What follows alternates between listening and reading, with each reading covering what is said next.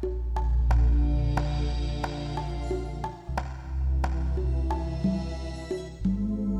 afternoon, everybody. Thanks for joining us. I'm Eli Beckman. I'm the mayor. We've also got Assistant Town Manager and Town Clerk Rebecca Vaughn. We've got our Communications and Code Enforcement Manager, Mike Moriarty. We've got RJ Suko, our Public Works Director. And then we've got Rochelle Dibley joining us, who is leading the Parks and Rec Department temporarily while our Ashley is on maternity leave. So we're very glad to meet you, Rochelle, and have you with us.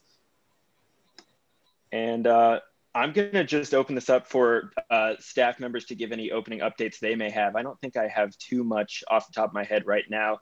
So we'll just do any staff updates, and then we'll open it up to members of the public for any questions. Who'd like to start us off? Yeah, RJ.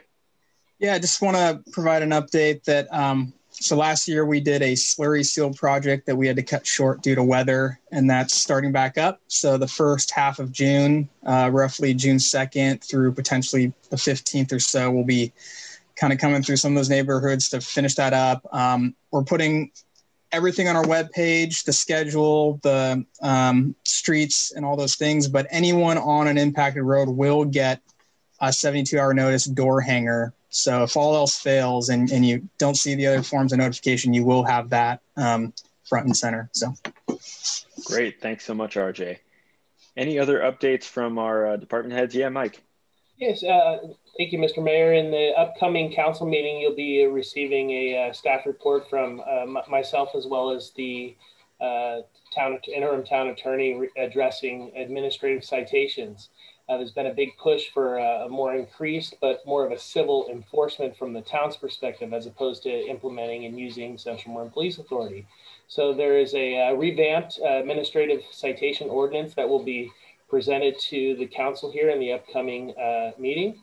And it's very comprehensive and has an alternative path, which will be beneficial to the town and our residents. I will not be here at our next mayoral chat, but we've invited Chief Norton to be present, and he's agreed to come. So he's going to be our special guest on, I believe it's June 8th at our next mayor chat with yourself and Town Manager Todd Cusimano. So look forward to having a more comprehensive discussion with the community on that. So that's all I have at this moment. Great, thank you. And we will definitely look forward to having Chief Norton join us. Any other updates? Yeah, Rebecca. Thank you, Rebecca. I can give an update briefly on behalf of the Parks and Recreation Department, because I know this came up at last night's meeting and I've received a couple of phone calls. The department is embarking on a town park master planning process, and all Corte Madera residents should have received or should be receiving in the very near future a paper copy of the survey. That it is vitally important that we get feedback from the community and our stakeholders, so that the commission can embark on this process of planning for infrastructure for our future. That being said, the paper copy went out to all residents, and stakeholders and other residents of other municipalities that participate in our programs can participate in the survey online. The link is on our website and our newsletter. You can email me and I'll send you a link. But if you are a resident and you did not receive or think you might not have received the paper survey and you would prefer to fill it out on paper, let me know and I will put you in touch with people that can get that to you. Thank you. Great, thank you, Rebecca. And I think the only other kind of general thing that I'll add is just that I think a lot of us are aware that the CDC's most recent guidelines said, it's their opinion that vaccinated Americans, are safe to do most things without masks. Obviously, that is not the state of our current state and local regulations right now. And so I've been talking with our state lawmakers about, when we might see guidelines, at the county level and the state level, change to mirror the CDC guidelines and, effectively open things up a bit more for folks who are fully vaccinated, like a good portion of our community is, which is fantastic. My understanding is that on June 15th, we should be seeing an update to at least the county's, I believe, public health order with regards to wearing masks. So just wanted to let folks know to keep an eye out for that. That the situation is changing, but I think it's finally safe to say that we're approaching the end of the tunnel here, and it's it feels like an almost normal summer is within reach. So that's very exciting news there. And with that, I think that's all we have. Oh yeah, RJ. Yeah, sorry, one more quick update. So we just advertised a request for proposals for battery backup and solar systems for our community center, as well as our corporation yard. So if anyone knows any good, solar battery backup installers or design professionals, please share that information. It's available on our webpage. But this is one where we want to kind of cast a wide net and really get some people who have that specialty and can bring it to the town and help us out. Beautiful, thank you. And I wonder if our former Vice Mayor David Kuhnhart might have some insights or contacts to offer there, because I think that was his industry. All right, I think that is it for our updates. We're going to open it up to members of the public now. So if there's anything that you'd like to ask us or chat about, please go ahead and raise your hand on Zoom here, and we will bring you on board to talk. And we're going to start with Lucinda. Good afternoon. Can you hear me okay? Yes. Thank you. I wanted to follow up on comments that Rebecca was talking about with regard to Park and Rec. With regard to summer camp that will be starting, I believe, June 19 or thereabouts, do we know what the children will have to worry about with regard to COVID rules and precautions? Hi, this is Rochelle. It looks right now like the guidance is not going to be out until the 15th for sure. We're prepared to do what we did last summer with masking and social distancing for all the children that are in the program. Program's going through some changes this summer because of the COVID virus, and it's going to be a much smaller program than usual, similar to last summer. So until we get the guidance, we're not going to be changing the way we did things from last summer. Since my grandchildren didn't go last summer, could you briefly give me just a summation of what they need to deal with? Sure. My understanding, and I was not here because I've only been here for 2 weeks, but my understanding is that the children all wear social distance, wear masks, and we're in small cohorts of no more than 14 students in a room with dedicated staff at each of the rooms. Thank you. I can add just a little bit, since it will be slightly different. Last summer, they utilized classrooms at Neil Cummins. This year, they will be using the portables by the town park playground that used to be occupied by the Twin Cities Children's Center. So they're lucky enough to get to use that this summer. So that's a much bigger space with a dedicated play area.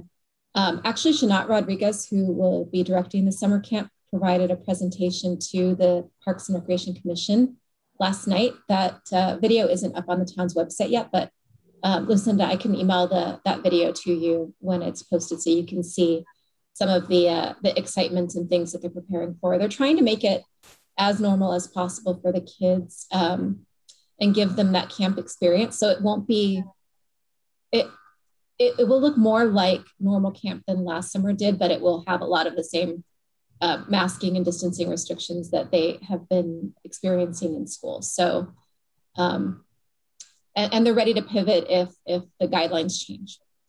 Thank you very much. That's helpful. And I would appreciate it if you would email me that link. That would be terrific. I'll pass. Yes, it was a good presentation. Thank you. Great, thank you, Lucinda. We are going to go to Karen next. And I also wanted to welcome our Planning and Building Director, Adam Wolf, has just joined us. Hey, Adam. You ready? Yes. I have two unrelated questions. One is I participate in the Twin Cities Disaster Preparedness Committee, which meets on the first Monday of every month. And in the past, David had been the Corte Madera representative, and our meeting in April, which is led by Gabe Paulson, who is a council member from Larkspur. We had no representative from the town of Corte Madera attending. Karen, when in April was it? So the April meeting was the first Monday of April. Okay, so that might have been before Leela was appointed, but after David had already stepped down, possibly. Oh, okay. Anyway, I didn't mean to interrupt. You continue. So then Leela will be the Corte Madera town representative, and for the Well, I don't know. She wasn't there. I'm sorry, I missed the first part of that. Which meeting was this?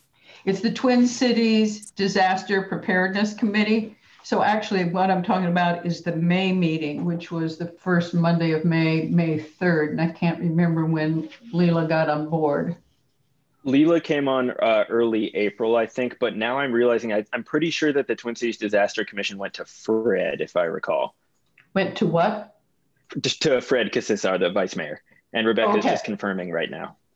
Okay, so then that's whomever it is. I hope that they know that our meeting will be the first month. The next meeting will be the first Monday of June, shortly on the 7th of June, and that they'll be in attendance. Okay, great. Thanks for bringing that up. We'll just double check with Fred and make sure he's got that on his calendar. All right, and the other thing, which is completely unrelated, is I've noticed that, so I'm over here on the east side. I'm in Meadow Creek Station, and so I drive down San Clemente. I know when I'm on the street, I don't know what its name is, but I noticed that there was some weed clearing and the tall grasses that happened, like around where the water fountain is and the bench is, but not all the way along.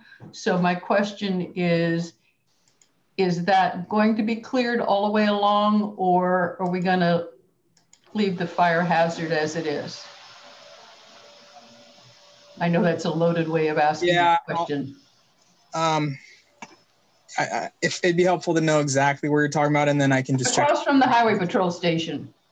Okay, yeah, so all of these, we embarked on this a week or two back, and it's a 3-week effort. So if it's not done at the end of that period, I don't know, Mike, if you happen to recall the end date there, but it's on our, we sent some next door posts out. I can grab it while we're answering other questions and circle back. Yeah, I've seen crews out there working, and they are mostly on the east side of the pedestrian path, but not between the path and the street. Okay. Just to follow up from a communication standpoint, it's a good point of conversation is we're working with communications. We're working with the Assistant Superintendent of Public Works right now to create and publish a work plan with dates, possible dates, timeframes in which this type of maintenance and cleanups will occur within the community. And so that's going to be published here very shortly. We've been emails back and forth. We want to be able to provide you the information on our website to see, okay, well, San Clemente Drive, this is the time frame in which the town typically does this type of maintenance and weed abatement. So that's coming in the very near future. So I hope that adds a little information. Yeah, and if I could add to that, kind of one piece of it also, it's not that we kind of always wait till we're in the dry season and at a risk level. It's that if we go too soon and then it rains again, we then have to go back and weed again. So there's a specific window, and we hit it all hands on deck for those 3 or 4 weeks. But again, we got to time it perfect to avoid duplicity. Well, they've cleared a lot of it, again, between the pedestrian path and then east of the pedestrian path. They just haven't done the stuff that's right adjacent to the street. So they're not waiting for the rain to stop in parts of it. All right, so I'll give them a couple weeks, and maybe I'll be asking this question again in 2 weeks. Okay, Karen, thank you. Right. And the one other thing I'll add, just to speak to your, the fire concern there, is obviously fire can happen anywhere, especially places like a park like that is, where you've got people who could be doing stupid things, whatever, smoking, what have you. But I'll just note that area is not in the wildlife urban interface, so it's not considered to be particularly high fire. Okay, no worries. All righty. Well, yeah, let us know, obviously, if you don't see any action there within a few weeks. Yeah, we're close to a fire station over here, so. Right, that is true. All righty, thank you. Thanks. And with that, we actually don't have any other hands up right now, so I'll put out another call for any folks on the line who have anything they want to discuss or any questions they want to ask us. No topics off limit, obviously, so what if there's anything you feel like chatting about. And also, we'll check in with Adam since he just joined us. And Adam, do you have any updates that you wanted to give? Yeah, I do. I saw Lucinda's hand pop up. I don't know if you want to take that first. Sure, I'm not sure if RJ covered, sorry, I was a little bit late, but RJ, did you cover the town hall discussion tonight? Okay, well, yeah, so we're going to continue. And for those of you who have been following the long and I think very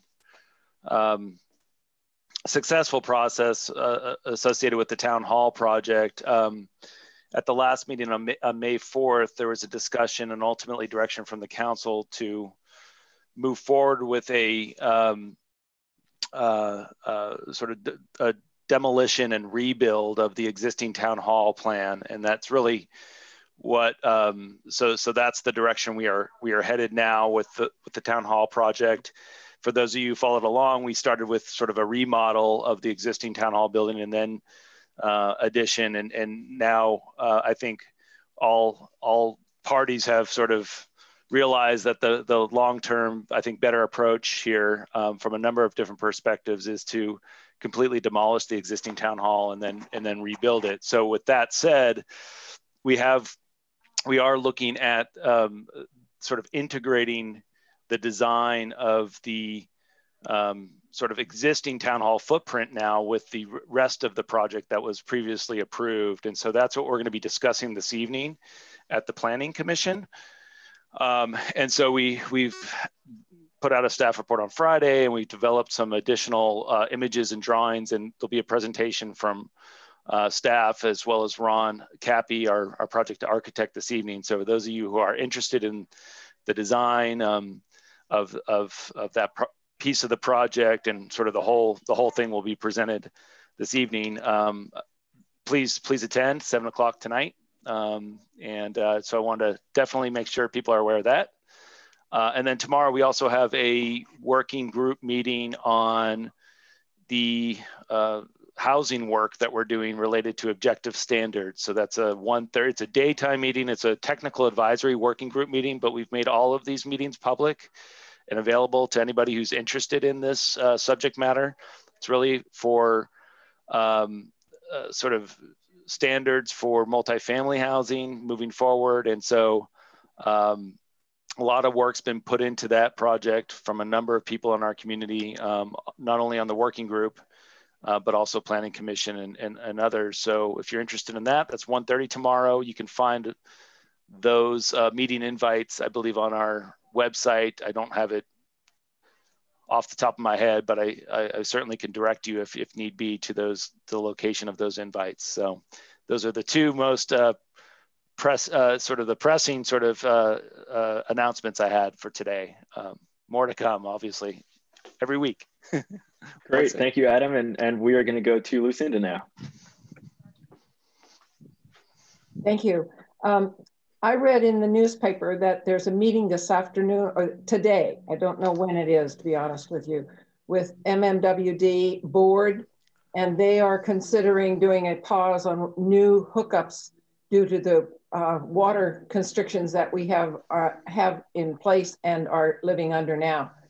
And I wanted to know what the town support was going to be for that, because I feel it's absolutely imperative that we do that pause to make sure that we have enough water for those of us that are living in that part of MMWD, and all the support that we can generate to give the board a push, if you will. I think we need to do. So what's the town's position on that? And I know it has building implications, construction implications, requirements with RENA.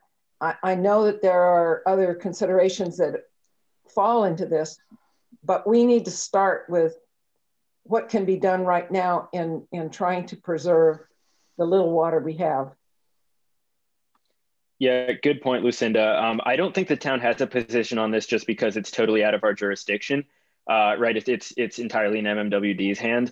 But I think you raise a really interesting point that it does raise huge questions with regards to things like RENA, right? Where you've got the state, telling us you need to build, X number of housing units every 7 or whatever years.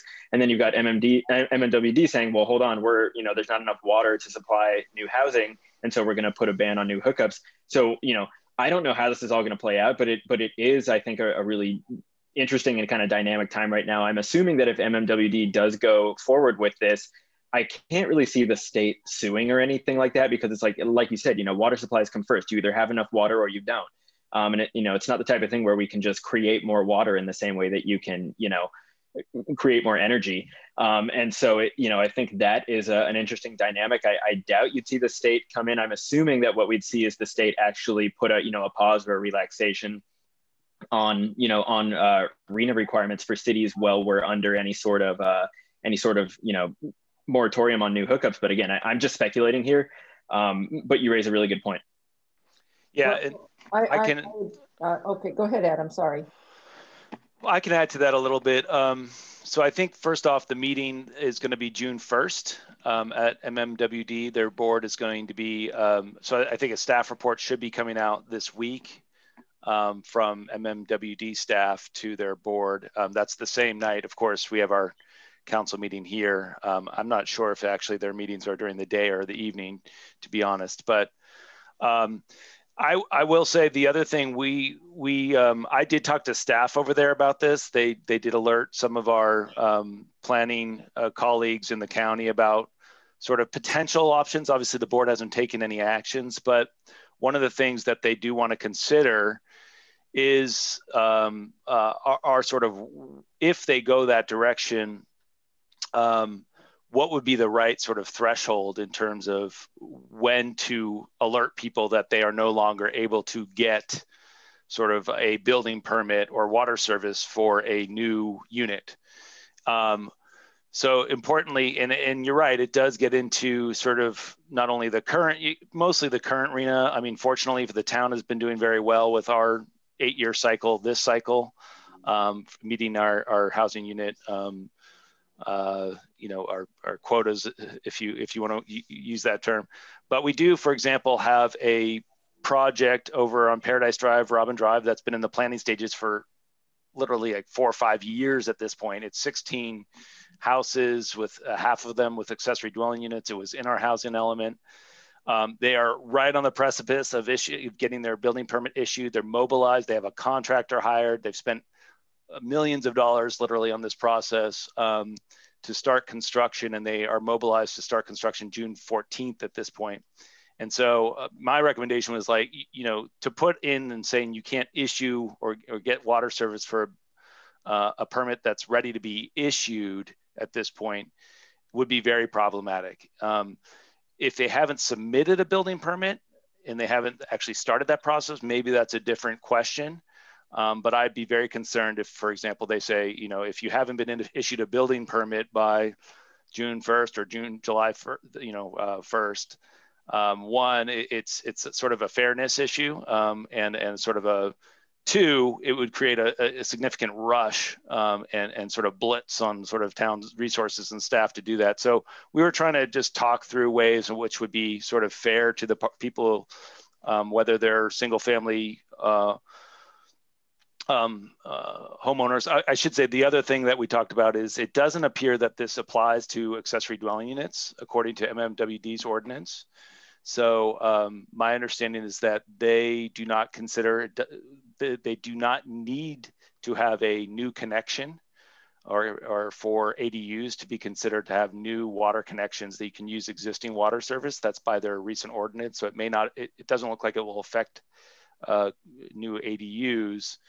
But anyways, I think there's a host of things that this sort of raises, and we'll be discussing those, I think, not only at a staff level, but perhaps as it relates to future RHNA as we get into some council meetings coming up, because we'll be talking about RHNA, I think, in the next council meeting and maybe through in June and even into the first meeting in July. So it's a really, it sort of was news, it's sort of, again, something that's coming up relatively quickly here. We keep having to change and adjust and adapt to sort of new information that's coming out. Really an important point to raise.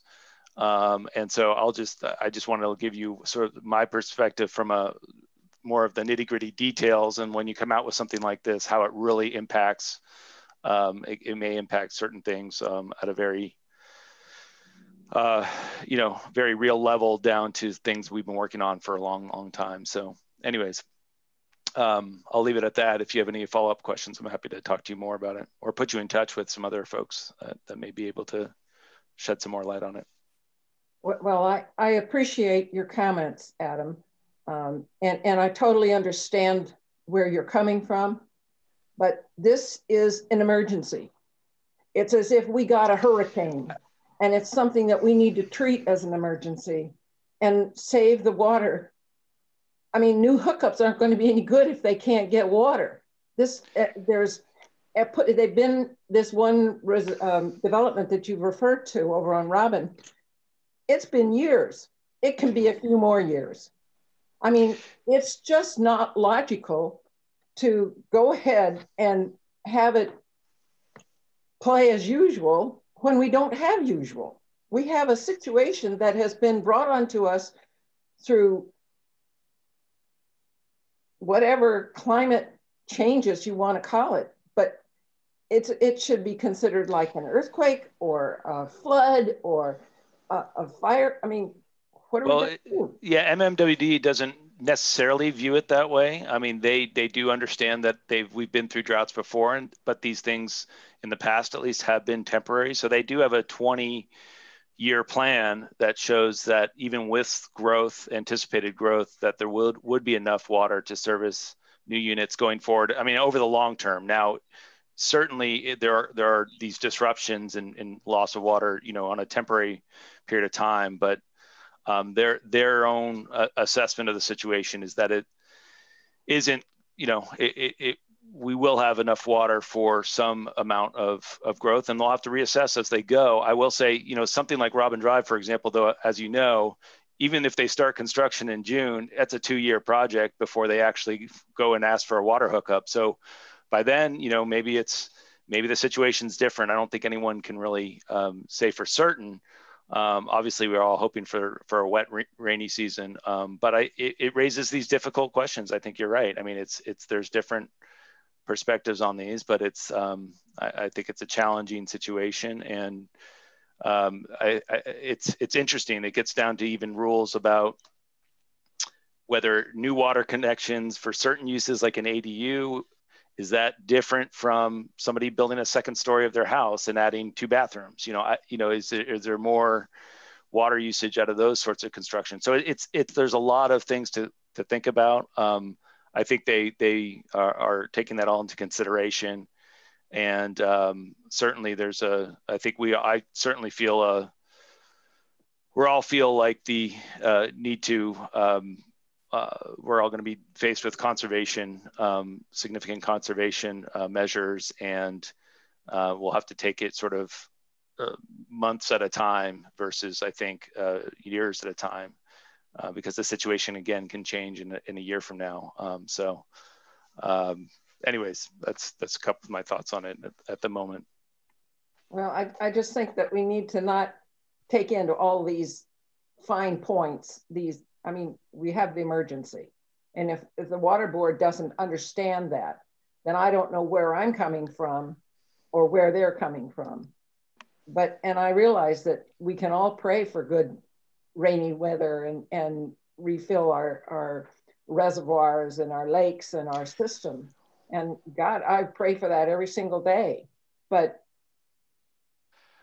it hasn't happened. No, and I do think if they go forward with this, we're going to see that certain types of, if we have permits at a certain stage, we're going to have to put in a condition of approval or something that says you can't move forward with this until the water district says that they are able to serve you.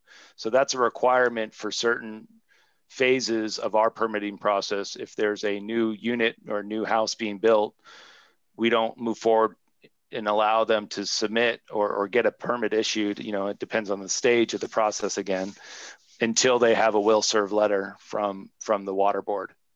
Yeah, and so there was a bunch of changes that occurred in May 1st, and I would not be surprised if those get even tighter as the season continues, right? I don't think we're going to have a significant amount of rain between now and fall, so they're going to monitor that and adjust and probably tighten things up, would be my guess. Yeah. But kind of just to Adam's point,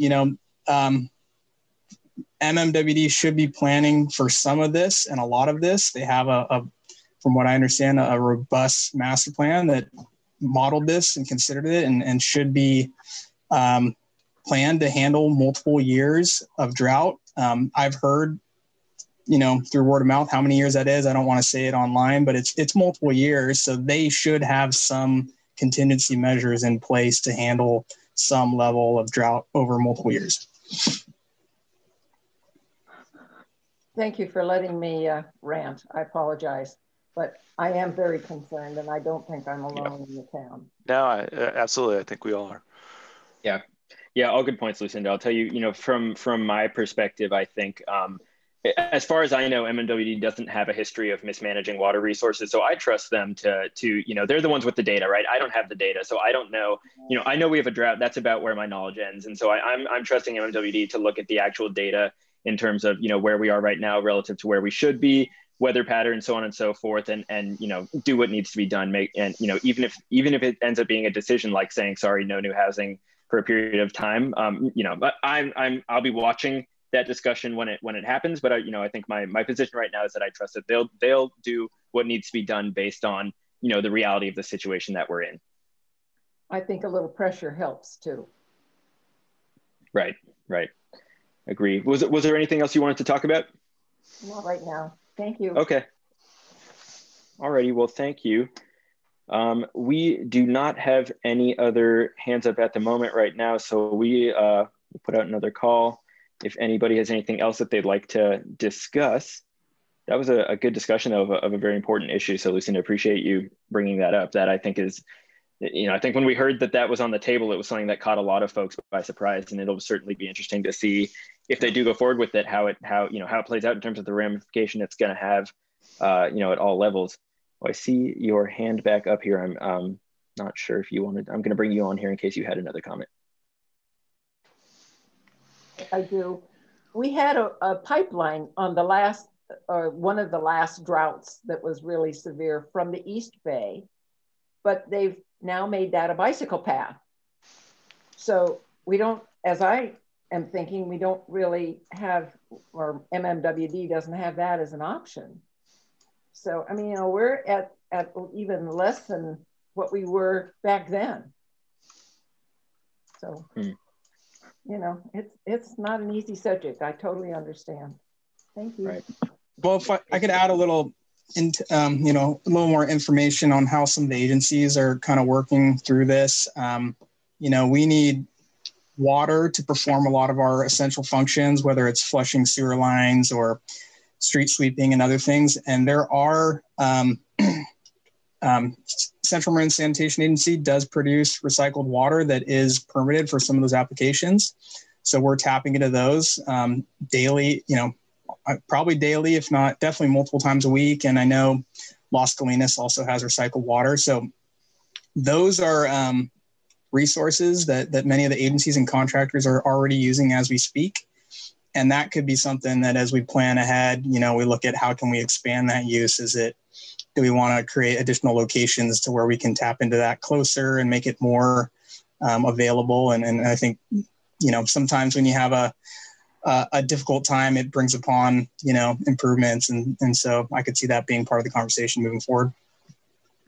And RJ, since you brought that up, I'll also say Central Marin Sanitation Agency, which for anybody who doesn't know, that's our sewage treatment plant over in San Rafael. And I sit on their board there. It's one of the committees that I represent Corte Madera on. The board there is actually discussing whether to initiate a program to basically offer a stepped up level of recycled water. So I don't want to get too much into the details because I don't really have a grasp on like the finer points of it. But as I understand it right now, essentially CMSA already provides, what I'll call kind of low grade recycled water that you can use for, only kind of like dirty applications. And RJ, I'm going to get this wrong, but, I would say like stuff like keeping down dust at construction sites and, stuff like that, maybe flushing sewers, whatever. But the idea is that we're going to look into whether we should basically step up the level of refinement that we're capable of doing on recycled water, I think to tertiary recycled water, I think is what it's called. RJ, you're probably like just shaking your head at me getting all this stuff wrong. But essentially, what's happening is the board is looking at should we invest in the infrastructure to basically be able to offer even more higher quality recycled water. And that discussion has really taken on added urgency in the context of this drought. So I'm happy to report back as that discussion happens. I think we're going to talk about it at our next board meeting. It's something that would require a lot of investment from that agency and therefore, from the communities of Central Marin that it serves. But it's certainly something that we're looking at with regards to water supplies. So just wanted to mention that. All right, we can make one last call for any final comments here. Otherwise, we can let folks go nice and early. Any other hands? Well, I'm not seeing any, so I guess we'll go ahead and let everybody go. So I want to say thanks so much to the staff for being here, taking the time to chat with us and answer questions. And thank you so much to the members of the public who joined us with your questions and comments. And again, we've got a planning commission meeting tonight about the town hall remodel project. So that is pretty important. And then we've got a council meeting coming up at 6:30 on the first Tuesday evening in June. So we'll hope to see you guys at these upcoming meetings. All right, everybody, take care. Enjoy the rest of your Tuesdays.